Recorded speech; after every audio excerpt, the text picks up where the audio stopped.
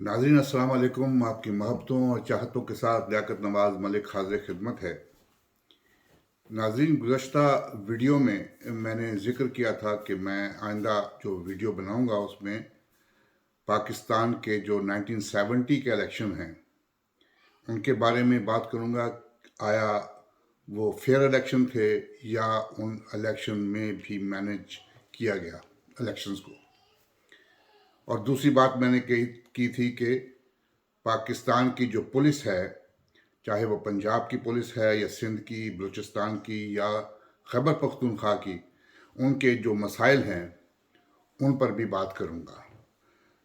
लेकिन आज मैं समझता हूं कि सिर्फ जो इलेक्शन हुए 1970 में, जो पाकिस्तान की तारीख है और जिसके मुतल्लिक जो सीना गज़ट चलते हैं और बड़ी बातें होती हैं, उनके मुतल्लिक मैं आपको क्लियर करना चाहता हूं कि वो हकीकत क्या थी। अयूब खान के ख़िलाफ़ जब एजिटेशन शुरू हुए तो उसके बाद अयूब खान के ख़िलाफ़ जो रिवोल्ट हुआ आर्मी के अंदर से, जिसमें याह्या खान साहब, जनरल हमीद और जनरल मुजीब पीरज़ादा, इन्होंने अयूब खान की हक पर दबाव डाला और उनसे हुकूमत ले ली। जब हुकूमत ले ली गई तो याह्या खान ने ऐलान किया कि वो पाकिस्तान में इलेक्शन कराएंगे। जो भी आमिर आता है वो एक LFO के तहत, लीगल फ्रेम ऑर्डर के तहत आता है। चूंकि पाकिस्तान में जो अयूब खान ने जो अपना आइन बनाया था, एक आइन बना था 1956 में, जिसके तहत वन यूनिट बना दिया गया था, एक मगरबी पाकिस्तान और एक मशरकी पाकिस्तान। अयूब खान साहब जब बरसे इक़्तिदार आए तो वो आइन ख़त्म कर दिया गया और फिर अयूब खान ने एक अपना आइन दिया। उस आइन के तहत अयूब खान साहब ने अगर पावर छोड़नी थी तो वो अपना रेजिग्नेशन देते और हुकूमत जो थी वो सुप्रीम कोर्ट के चीफ जस्टिस, जो फेडरल कोर्ट के जो चीफ जस्टिस हैं, उनको दे दी जाती। लेकिन ये नहीं हुआ, बल्कि आइन तोड़ दिया गया और याह्या खान साहब बरसे इक़्तिदार आ गए। अब लीगल फ्रेम ऑर्डर क्या था? उसके तहत जो इलेक्शन हुए, उस इलेक्शन के ऑर्डर में ये था, अब ये देखना पड़ेगा कि वो असेंबली जिसका इलेक्शन होने वाला है वो क्या थी। वो इलेक्शन होना था आइन साज असेंबली का, जिसने इस मुल्क में आइन बनाना था। अब जो LFO था, जो ऑर्डर किया गया, उसमें कहा था कि एक आइन साज असेंबली का इलेक्शन होने जा रहा है। जरा गौर से सुनिएगा, एक आइन साज असेंबली का इलेक्शन होने जा रहा है जो 120 दिन के अंदर आइन बनाने की पाबंद होगी। अगर वो 120 दिन में आइन नहीं बना सकती तो असेंबली को डिसॉल्व कर दिया जाएगा, और अगर वो असेंबली 120 दिन के अंदर आइन बना लेती है तो वो सदर पाकिस्तान के सामने पेश होगा। अगर सदर पाकिस्तान उसको मंजूर कर लेता है तो असेंबली बरकरार रहेगी, और अगर सदर पाकिस्तान उस आइन को रिजेक्ट कर देता है तो असेंबली टूट जाएगी। ये था। अब आप मुझे ये बताएं कि जिस मुल्क में आइन था ही नहीं, उस मुल्क में जो 120 दिन दिए जाते हैं, जो दो सूबों में, मगरबी पाकिस्तान में, मशरकी पाकिस्तान में इलेक्शन होते हैं, देखें एक अरसा गुजर जाता है। जिस मुल्क में आइन के साथ 1956 में वो कोई मुतफ़िका आइन नहीं था। अयूब खान का जो आइन था वो कोई मुतफ़िका आइन नहीं था। अब मुतफ़िका आइन जो बनाने के लिए हो सकता है ज़्यादा टाइम लग जाए, लेकिन चूंकि याह्या खान साहब जो थे वो सिर्फ एक कोट, जैसे कहते हैं ना, कोटिंग कर रहे थे कि अब मैं ये इलेक्शन करा रहा हूं। बहरहाल इलेक्शन हुए। जो लोग शहरों में रहते हैं उनको नहीं मालूम, जो गांव में रहते हैं वहां पे मैनेज किए गए। जहां पे 200, 300, 400 वोट का डिफरेंस था, वहां पे पोस्टल वोट्स का नाम लेकर कि पोस्टल वोट्स आ रहे हैं और ये हो रहा है वो हो रहा है, तो वहां पे अपने पसंदीदा उम्मीदवारों को जितवाया गया। शहरों में बहुत कम हुआ, लेकिन जो देहाती एरिया थे उनमें किया गया। मगरबी पाकिस्तान में हुआ। मशरकी पाकिस्तान में खुला छोड़ दिया गया अवामी लीग को। और ये तो मुजीबुर रहमान ने खुद कहा कि मेरे लोग तो सब जो सीटें थी वो लेना चाहते थे। वो कहते हम सब सीटें लेते हैं। तो मैंने कहा यार, एक बुड्ढे की सीट छोड़ दो और एक राजे की सीट छोड़ दो। वो बुड्ढा कौन था? नूरुल अमीन साहब।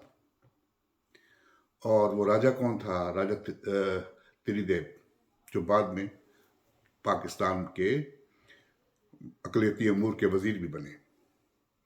बहरहाल उसके बाद बाज़ लोग, अब उस इलेक्शन हो गया, उधर से अवामी लीग का दबाव था, 160 सीटें उन्होंने ले ली थी।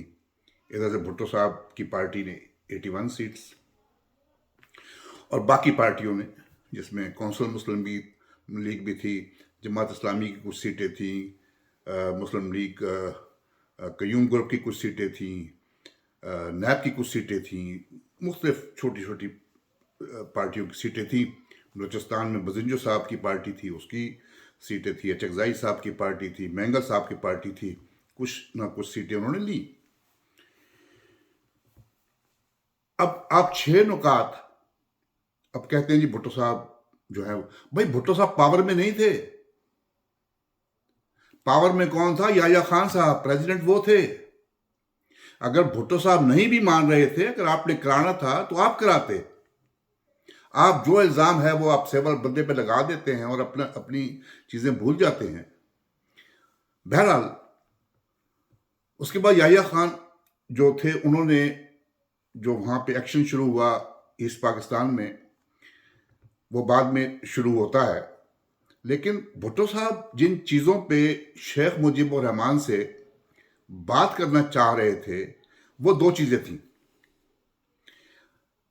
आप मेरी बात ना सुने, आप 6 नुकात उठाइए, इंटरनेट पे 6 नुकात हैं। 6 नुकात में ये लिखा हुआ है कि सूबा अगर चाहे तो वो अपनी करेंसी भी रख सकता है। सूबा अगर चाहे तो वो अपनी फौज भी रख सकता है। ये चीजें उस 6 नुकात में शामिल थी। ईस्ट पाकिस्तान अकेला सूबा था। मगरबी पाकिस्तान में 4 सूबे थे। ठीक है, ईस्ट पाकिस्तान को फर्क नहीं पड़ता, वो अपनी करेंसी भी रख ले, सब कुछ रख ले। तो क्या अगर वो सूबा अपनी करेंसी रख लेता है, अपनी फौज रख लेता है, तो क्या सिंध का राइट नहीं है? वही राइट, चाहे वो छोटा सूबा है चाहे वो बड़ा सूबा है, राइट सबके बराबर होने थे। तो भुट्टो साहब ये कहते थे कि इस तरह जो फेडरेशन है उसको नुकसान पहुंचेगा। इस वक्त आप जो हैं ईस्ट पाकिस्तान में जीते हैं, हम मगरबी पाकिस्तान में जीते हैं, आप हमसे बात करें और 6 नुकात पे आप जो है आइन ना बनाएं। ये मुखालफत थी। उसके बाद एक्शन होता है वहाँ पे ईस्ट पाकिस्तान में। आपने देखा कि किस तरीके से मुक्ति बानी भी पैदा हो गए, फिर फौज के साथ चपकलश भी शुरू हो गई।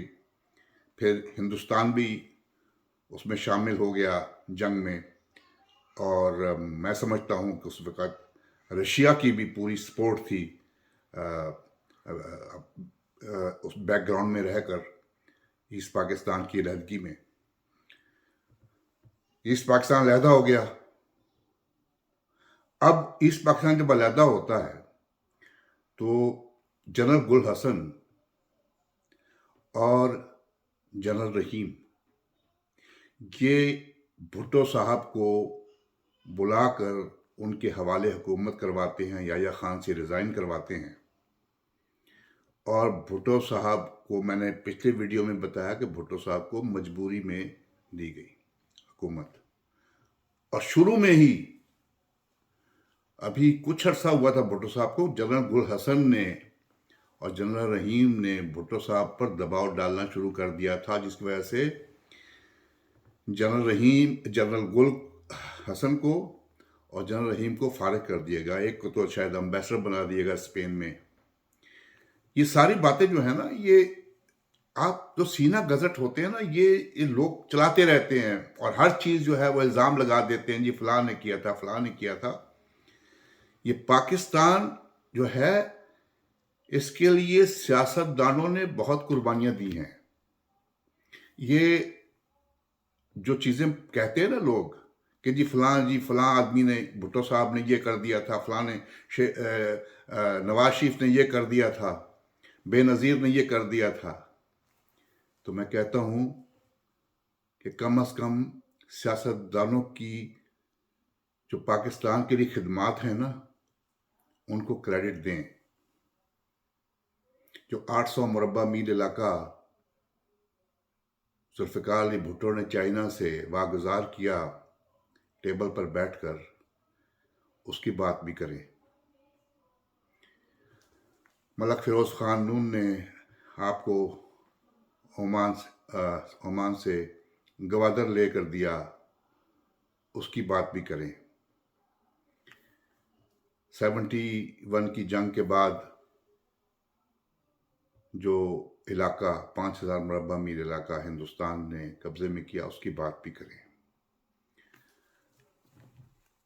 سیاچن ہندوستان کے قبضے میں گیا، وہ کس کے دور میں گیا؟ اور 5000 مربع میل علاقہ جو ہندوستان کے قبضے میں گیا، وہ کس کے دور میں گیا؟ اگر سیاستدانوں نے پاکستان پر 35 سال حکومت کی ہے، تو 37 سال پاکستان پر مقتدرہ نے بھی حکومت کی ہے۔ خدا کے لیے پاکستان کی تاریخ کو مسخ مت کریں، عوام کو صحیح چیزیں بتائیں۔ میں اپنے صحافی بھائیوں سے، دانشوروں سے درخواست کرتا ہوں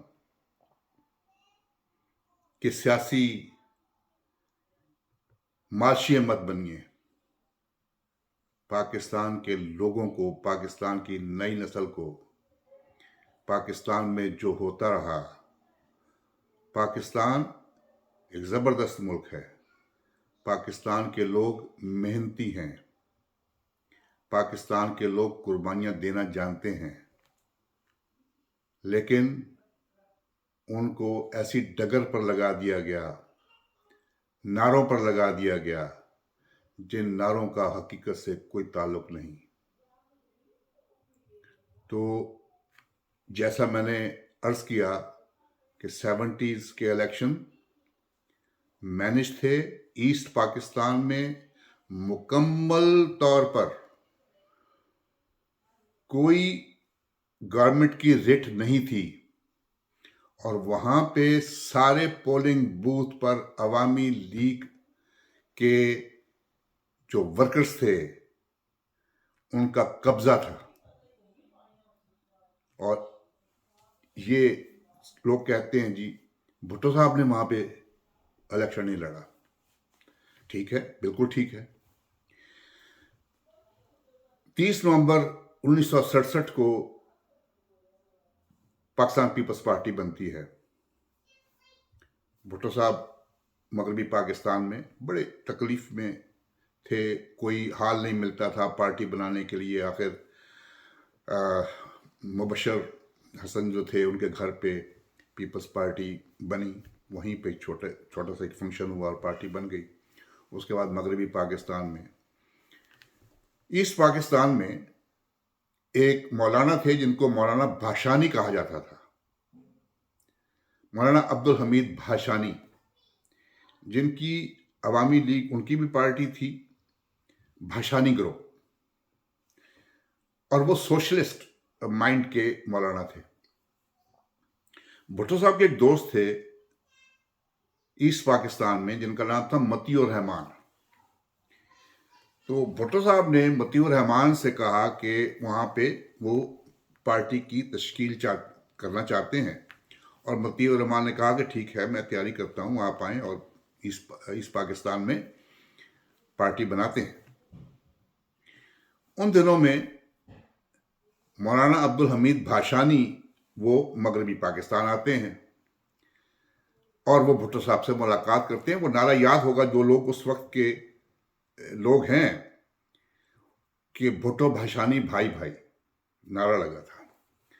तो अब्दुल हमीद भाषानी साहब ने ये कहा कि चूँकि मैं भी एक सोशलिस्ट, मेरा मंशूर है और आपका भी है, तो आप मगरबी पाकिस्तान में मेहनत करें, मैं ईस्ट पाकिस्तान में मेहनत करूंगा और मैं सीटें जीतूंगा, और वो हम फिर मिलजुल के एक हुकूमत बना लेंगे। अगर आप अभी पीपल्स वहाँ पे पार्टी बना लेते हैं और आपको एक मेहनत, क्योंकि नई नई पार्टी थी पाकिस्तान पीपल्स पार्टी, तो मैं समझता हूँ कि ये भुट्टो साहब की गलती थी और उन्होंने जो भाषानी साहब थे उनकी बात मान ली और भाषानी साहब से कहा ठीक है, आप उधर काम करें और हम एक कोलिशन जो है वो गवर्नमेंट बना लेंगे, जब इलेक्शन हम जीत जाएंगे तो बना लेंगे। अब भाषानी साहब जब जाते हैं ईस्ट पाकिस्तान, तो वहां पे जाके वो कुछ अरसे के बाद इलेक्शन से दस्तबरदार हो जाते हैं। भाषानी साहब ने इलेक्शन लड़ा ही नहीं, वो इलेक्शन से दस्तबरदार हो गए, क्योंकि शेख मुजीबुर रहमान की पार्टी का इतना होल्ड हो गया, क्योंकि वहां पे गवर्नमेंट की रेट ही नहीं रही। शेख मुजीबुर रहमान ने मगरबी पाकिस्तान के खिलाफ जो जहर उगला, उसका नतीजा ये निकला कि जो देखें, जो ईस्ट पाकिस्तान में सबसे बड़ी पार्टी थी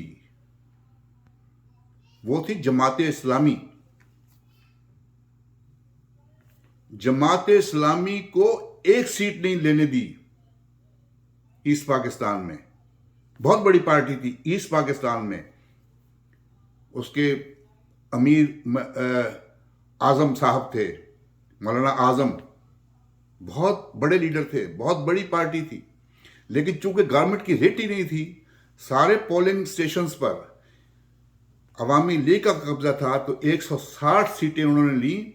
2 सीटें जो थी वो एक नूरुल अमीन साहब और वो राजा त्रिदेव, उनको मिली। तो इस तरह ये इलेक्शन हुआ। तो खुदा के लिए ये जो चीज़ें आप कहते हैं ना, बाज़ दफ़ा आपको मालूम नहीं होता कि जी बड़ा फेयर इलेक्शन था। मैंने आपको बताया उसका लीगल फ्रेम ऑर्डर जो था LFO इलेक्शन का, उसमें ये कहा गया था कि 120 दिन के अंदर वो असेंबली जो है वो आइन बनाने की पाबंद है।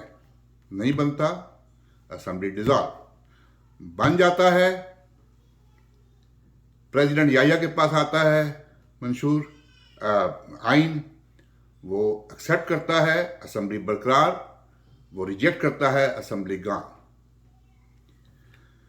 तो मेरे साथियों, इसलिए आज मैंने सिर्फ जो है ये इलेक्शन के बारे में बात की है, पाकिस्तान की सियासी तारीख के बारे में बात की है। आपका बहुत शुक्रिया। मेरे चैनल को सब्सक्राइब कीजिए, कमेंट्स दीजिए। इंशाअल्लाह ताला अगले वीडियो में मैं पाकिस्तान की जो پروونشل پولیس ہے ان کے مسائل پر بات کروں گا، اور آپ کا ساتھ، میرا ساتھ رہے گا تو انشاءاللہ تعالی آپ کو پاکستان کے کرنٹ افیئرس پہ بھی بات کر کے بتاؤں گا کہ کیا ہو رہا ہے پاکستان میں۔ آپ کی محبتوں اور چاہتوں کا شکریہ۔ اللہ تعالیٰ آپ سب کا حامی و ناصر۔ پاکستان زندہ باد۔